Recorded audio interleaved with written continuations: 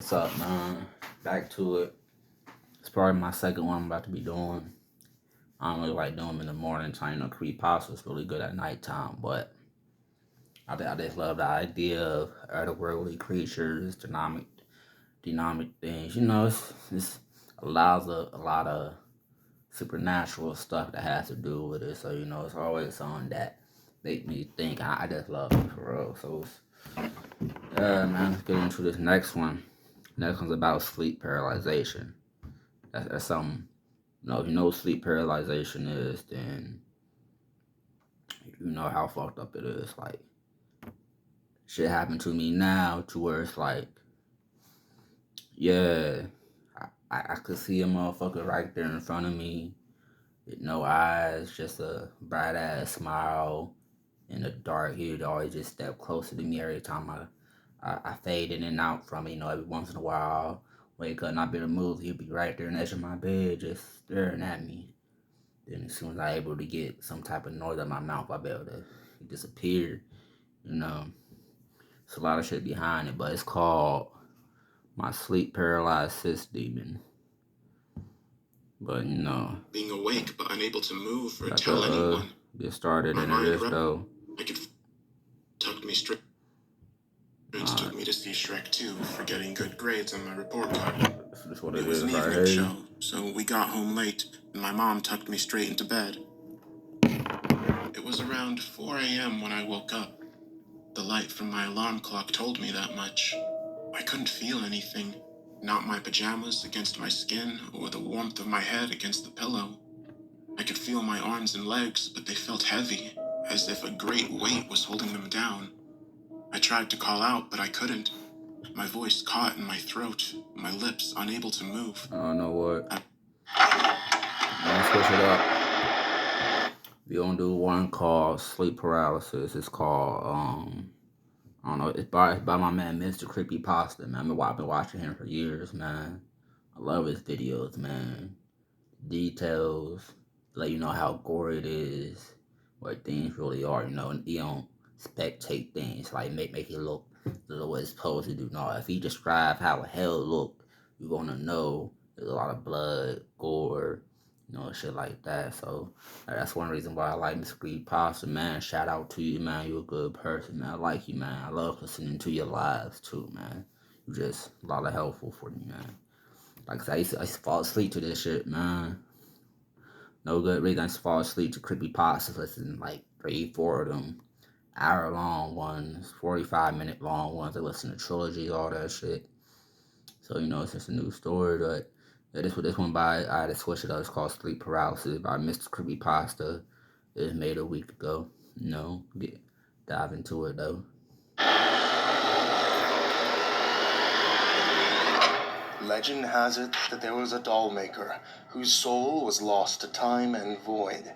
In his final moments on this earth, before being reclaimed by the great old ones, he was compelled to create a doll of endless curses. This doll was modeled in form of the damned, with arcane, glow-in-the-dark energies. Alright, so this is an advertisement, I believe.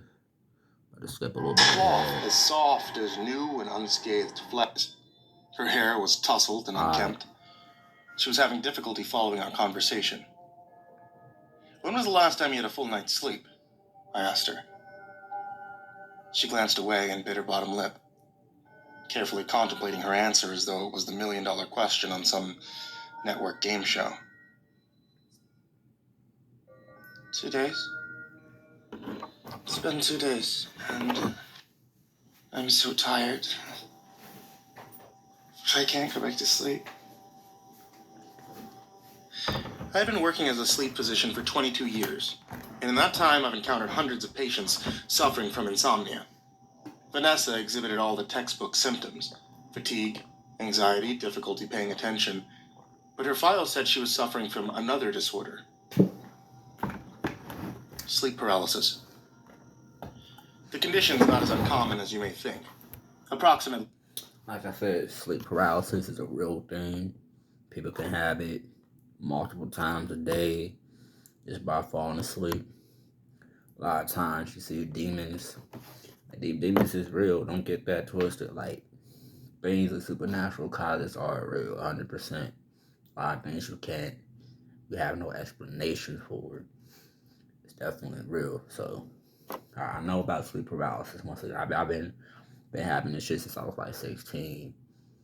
But that's because like my backstory did some fucked up shit. So I know I got shit following me, So, but besides that though, like sleep paralysis is a real thing, Our people, there's a one story, some dude died from it, had a heart attack because he thought it was real.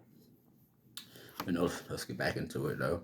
At least 7.5% of the population experience episodes at some point in their life, and I myself have treated dozens of cases. Sleep paralysis typically occurs when the mind wakes before the body does. Think of the brain as having millions of light bulbs, all connected to on-off sleep switches.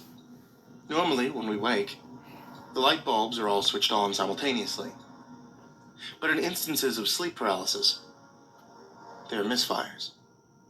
So only half the lights come on, rendering those people suffering from the disorder in a strange state of half-sleep. This can lead to a whole host of peculiar symptoms. During one of those episodes, people experience horrible, realistic nightmares, where they feel like they're awake in their bed but can't move their body. Hallucinations are also common, such as the sensation that something is sitting on top of your chest or that someone is in their bedroom.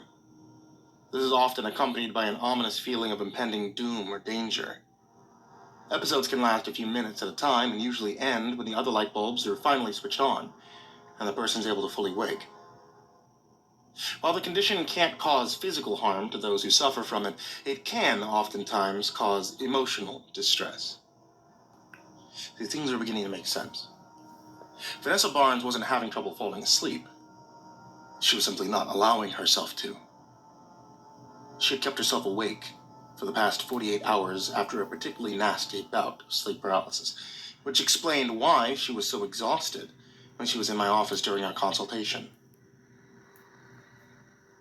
I've been dealing with it my whole life, ever since I was a teenager, but it happens more frequently now. It's worse, too. Everything feels so real. It's always the same. I can't move, I can't breathe. There's someone in the room with me, but I can't turn my head to see who it is. They're whispering, sometimes directly into my ear.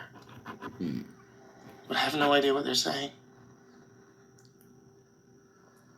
In our following sessions, I tried to explain to Vanessa how to cope with episodes of sleep paralysis, but her bouts were growing more persistent, and I could tell the young woman was still experiencing significant emotional distress. Of all the patients I've had who suffered from the condition, Vanessa's sleep disorder had taken the greatest toll on her psyche. I wanted to see her problem improve, so I got more aggressive with my treatment of her. I began to teach her lucid dreaming techniques, which I hoped would allow her to gain some awareness whenever she entered a dream state. I began practicing the techniques myself when I was in college, and found they helped increase cognizance and control over my own subconscious mind. The treatment methods I employed with Vanessa included the keeping of a dream journal, meditation, and hypnotherapy sessions. By teaching Vanessa to become a lucid dreamer, my aim was that she would be able to recognize what was going on when she was experiencing a bout of sleep paralysis, and she'd be able to wake herself up. She came to my office twice a week for 2 months, but even though recollections of her dreams had been steadily improving, she still experienced episodes every 5 days or so.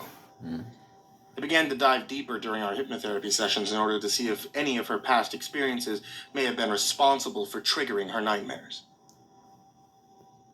Go back to the first time that you ever experienced sleep paralysis, I told her during one of our sessions. How old are you? She was completely under by this time. Only during these sessions did she ever truly seem at peace. I'm 16. I had sent her conscious back 10 years. Good. I continued. Is school giving you any anxiety? No. What about your parents? Are they having issues with you? Or with each other? No. Have you witnessed anything that upset you recently? She paused briefly before answering. Yes. Progress, I thought. Perhaps we're getting to the crux of the issue. What is it? Vanessa's voice began to tremble, and I leaned forward a bit in my chair. The video from the email. Tell me about the video. A bizarre story began to pour out of her. And the longer I listened, the more uncomfortable I became. The email's titled, "Don't Look at Me." And I don't know who it's from. The name of the person who sent it is one I don't recognize. It's evening. I'm home alone and bored. I just can't help myself. It's like there's something compelling me to open it. The email contains a single link. Normally, I'd be worried about a virus, but for some reason, that thought doesn't even cross my mind. It's like I feel a strange desire to click the link, see where it takes me. Adventure. I'm gonna say that this video is about 24 minutes. I'm 8 minutes into it right now. So, playing it off, see what happens, stuff like that. Excitement. The video is dark, but I can tell I'm looking at a middle-aged man in his bedroom. It must be hot because there's 2 fans blowing, and he's sleeping on top of his sheets in nothing but his boxer shorts. Books are on his nightstand. Maybe they're diaries. I can't tell what they... Also, most of the time, when you see something that say don't, I mean, if you know who it's from, could be a joke. That person could be dead too, and the person that killed them sent it to you. So most of the time, I always gotta heed warnings, when it comes to supernatural shit, cause you only get one time. As soon as you fuck up, boom. There ain't nothing else to go to it. You feel me? It's just that. But let's continue though. Say, video's too grainy. It was here that I noticed Vanessa's eyes beginning to water. I postulated that whatever suppressed memory we were about to uncover had affected her very deeply. Vanessa, I said, how does this make you feel? I'm afraid. I don't know why. I'm not looking at anything scary, just a man sleeping. But I have this terrible feeling like a black hole is opening up in my chest and eating me from the inside out. And what happens next? A voice begins to speak. A woman whispering. It's so soft at first that I turn my speakers all the way up so I can make out the words. Don't look at me, the voice is saying. Don't look at me. Don't look at me. Over and over again. Vanessa's breathing became erratic here, and I could tell that despite her being under hypnosis, she was beginning to panic. I thought about bringing her out of it, but this memory seemed too important, and I felt like if we could get to the bottom of it, we could make considerable progress. I pressed... Never push too hard, cause that can lead somebody to crack. Shit, traumatic experiences like this and shit, bruh. Nigga, you don't tell me about an email, send me to a video, motherfucker. I gotta turn the speakers all the way up, and I'm hearing you keep saying, don't look at me, don't look at me. Nah, bro, I don't want you to reawaken that shit. That shit, motherfucker, I did all these lines of cocaine to get that shit out of my motherfucking head, feel me? Like, I mean, that's their job, though, but that shit traumatizing like a bitch, buddy. But hey, let's get it. On. Who's speaking, Vanessa? The woman. Who's the woman? Please continue your story.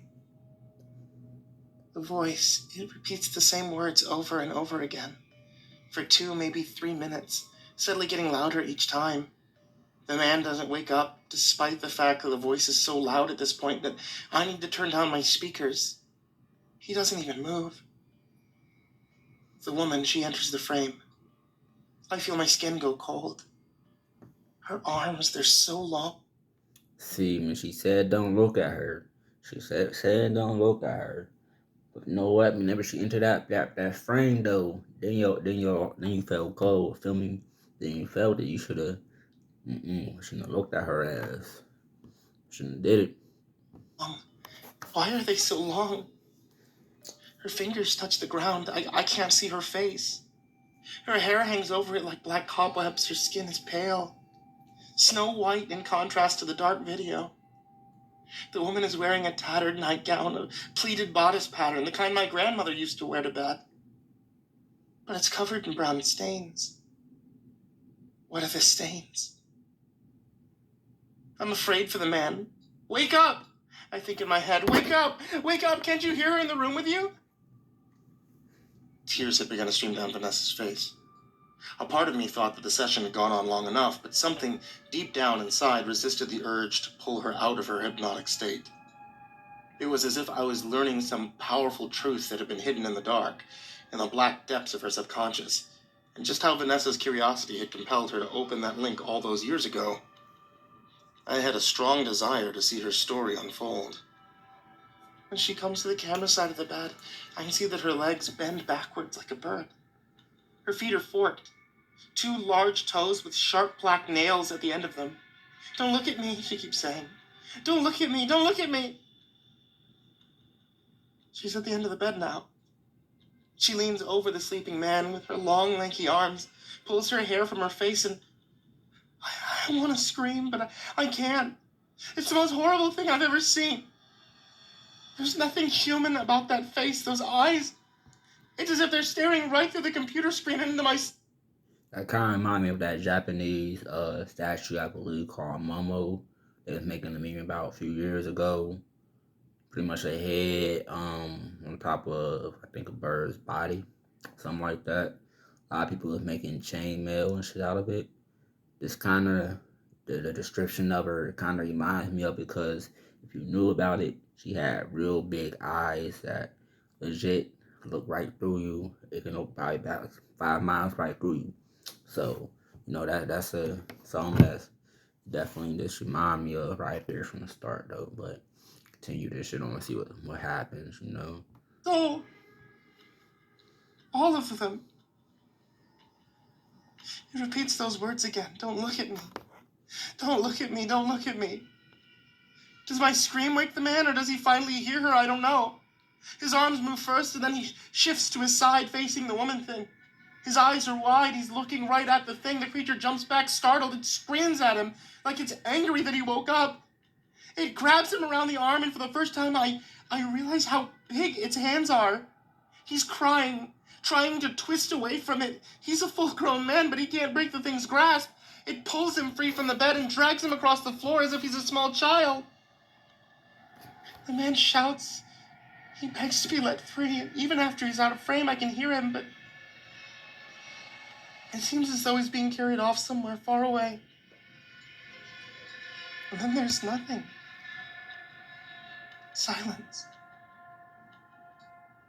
I'm just looking at a quiet bedroom, and all I can hear is the hiss of the fans. The video stops, and I delete. I should have turned that motherfucking video off halfway through it. I know you stay attached to that shit, just looking at it like, damn, this really happening no matter what. Man, that motherfucker, leave that picture, man. I'm throwing this whole computer out the motherfucking window. Not doing it, man. Not doing it. No matter how much I want to see, not doing it. They'll end up coming for your ass next. Or they send you the email that said don't look. So when you look, they know your ass looked. Feel me? So it's like the email. My experience with sleep paralysis happens that night, but I can't remember what I dreamt when I wake up in the morning. I ended our hypnotherapy session here and pulled Vanessa back into a fully conscious state. She was visibly shaken. When I asked her if she recalled anything from our session, she said she had not. But I couldn't help but feel like there was something in her eye that told me she wasn't being 100% truthful.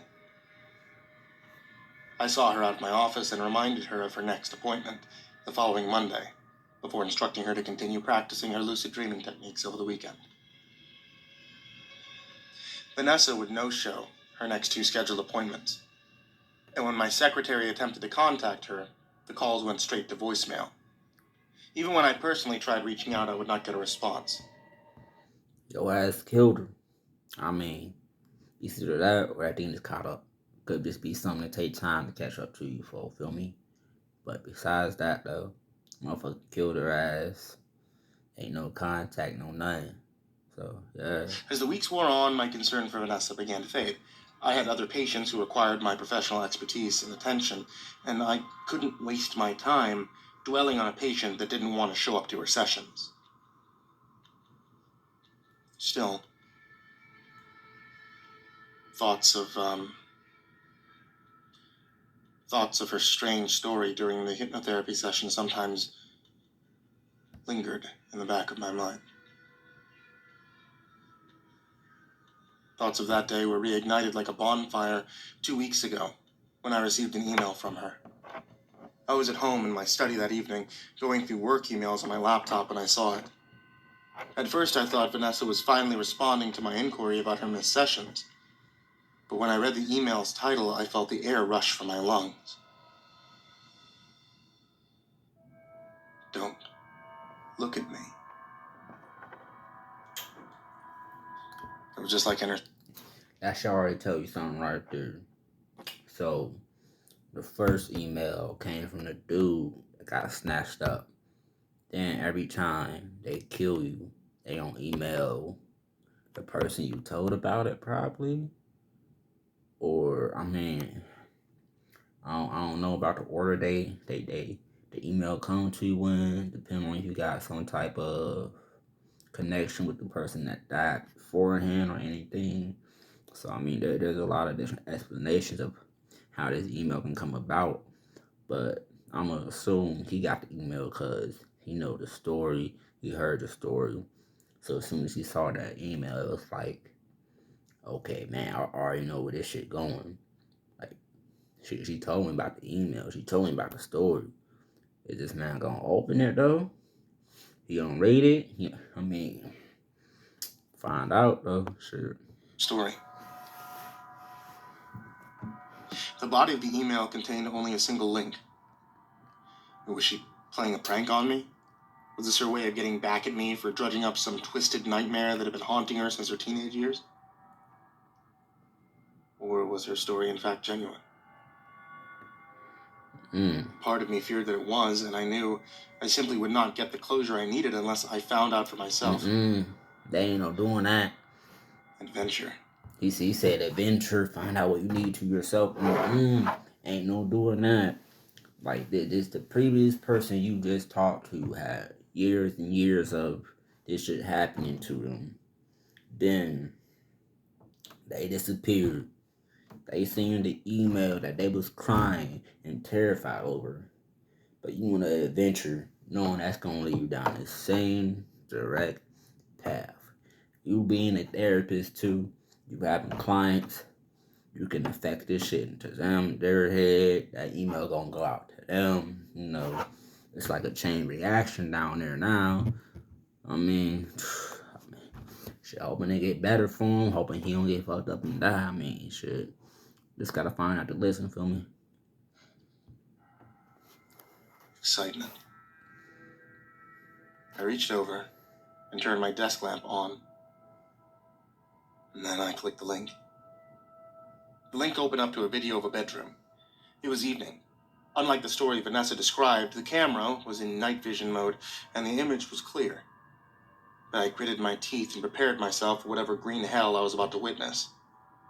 There was a woman in the bed. I looked closer, and for the second time that night, I saw something that stole my breath. It was Vanessa. She was asleep. On her bedside table was her dream journal. I recognized the ribbon hanging from it that she used as a bookmark. I watched her for what felt like an eternity and recognized that she was in a state of deep sleep. A creeping dread slithered its way into my mind. I thought the video had no sound at first, until I realized I hadn't plugged my headphones in. Against my better judgment, I picked up the jack and I plugged it into the port. The voice had already begun.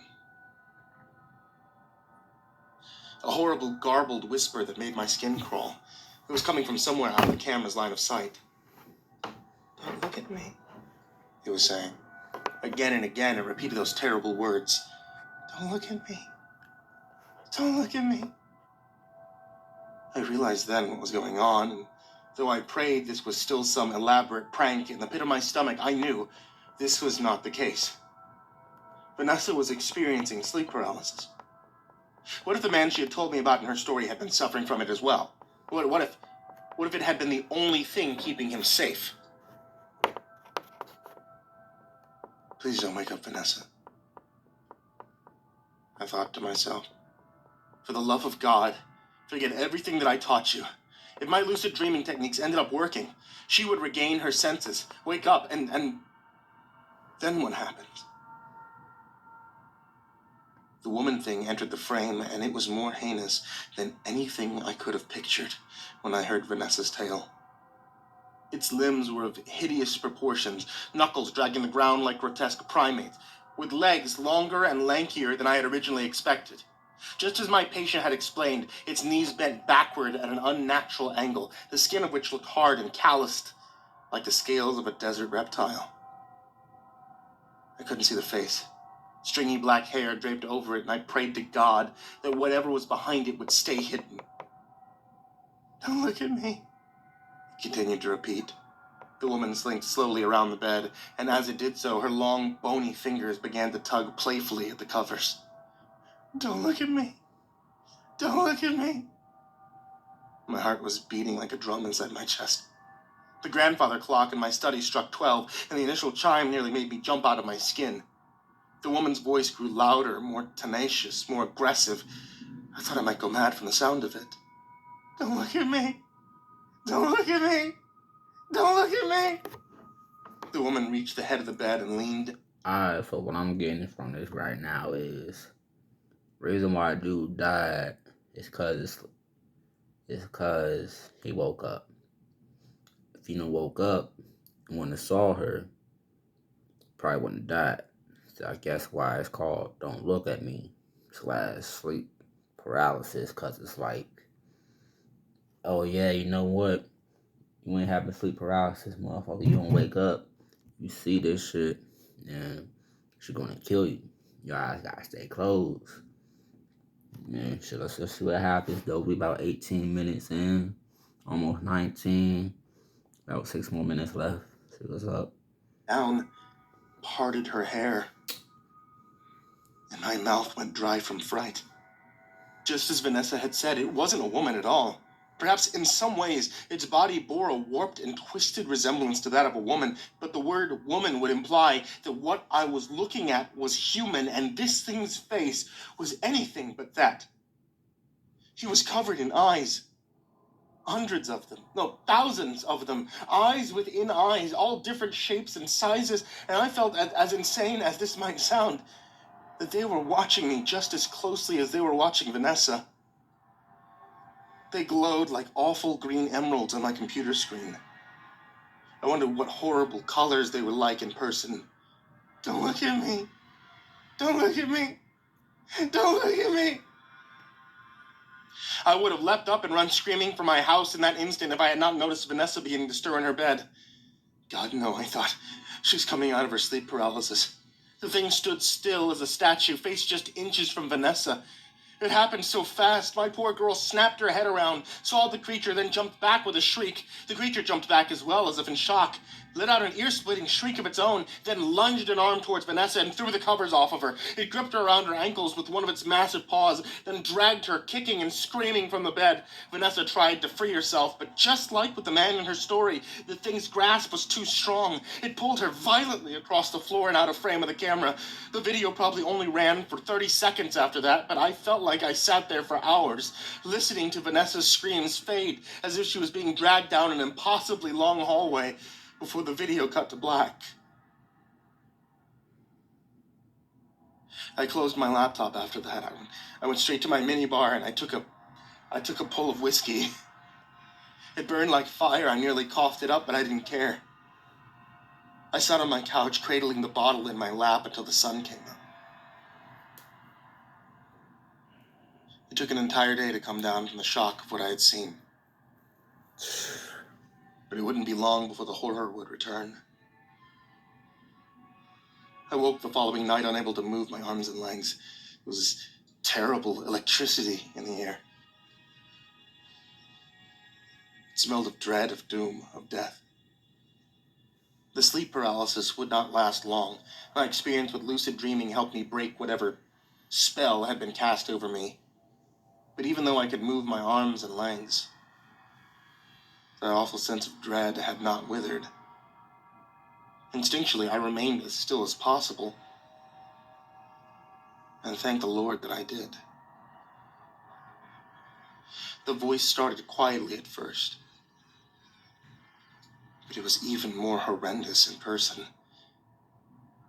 than it had been on my computer screen. Don't look at me. Don't look at me. Don't look at me. Don't look at me.